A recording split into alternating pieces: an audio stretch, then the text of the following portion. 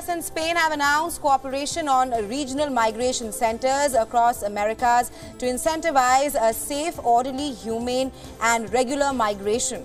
The announcement was made by Spanish Foreign Minister, who is on a visit to the US along with US Secretary of State Antony Blinken. Now, he also assured cooperation on reducing irregular immigration and promoting labor-related pathways for migrants from the Americas, while Blinken said that the centers will also give would-be migrants the opportunity to stay in their own countries. They will also determine whether the migrants have a legal pathway to come to the United States or to Spain.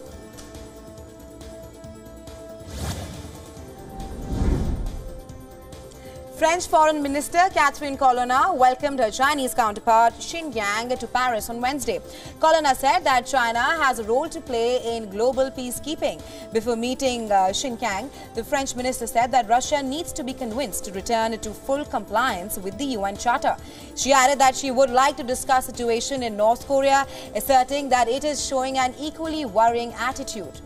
The visit comes as European Union is working on a new set of sanctions to hinder those continuing to trade with Russia. It has identified China, Turkey, the United Arab Emirates, as well as states in Central Asia as potential culprits.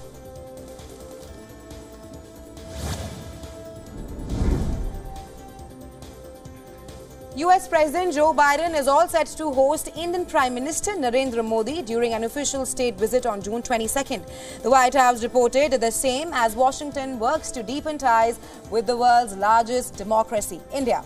With escalating tensions with China, Biden has been eager to strengthen relations with India amid growing tensions with China, like we just mentioned.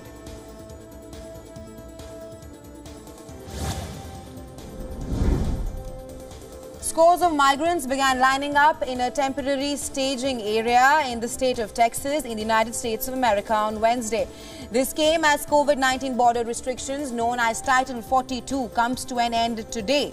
The migrants lined up in Camp Monument in Brownsville, where they were searched and processed by the U.S. border agents. The policy, Title 42, was implemented in March 2020, that is at the start of the COVID-19 pandemic. It has allowed the U.S. authorities to expel hundreds of thousands of migrants to Mexico without the chance to seek any kind of U.S. asylum.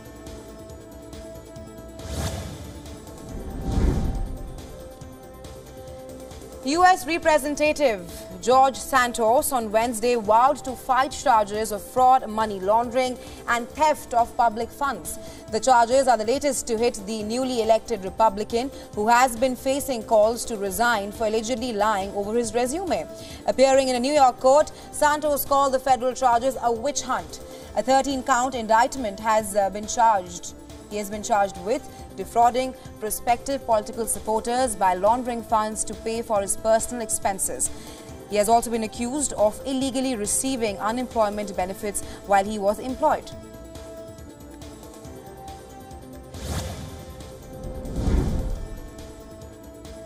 A top official from NATO said on Wednesday that the alliance does not see China as a threat.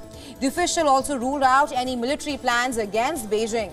However, Admiral Rob Bauer, the chair of NATO's military committee, added that China represented a challenge. The remarks came when tensions between China and NATO's leading member, the United States of America, has flared up in the past few months, especially when a Chinese high-altitude balloon appeared in its airspace, which the US shot down. But the official said that the alliance is working on military plans against Russia and terror groups.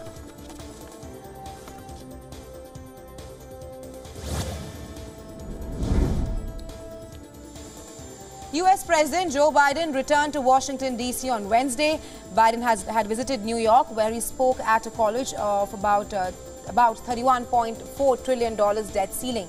He has piled pressure on the Republican lawmakers to move quickly to raise the limit on the government's permitted borrowing.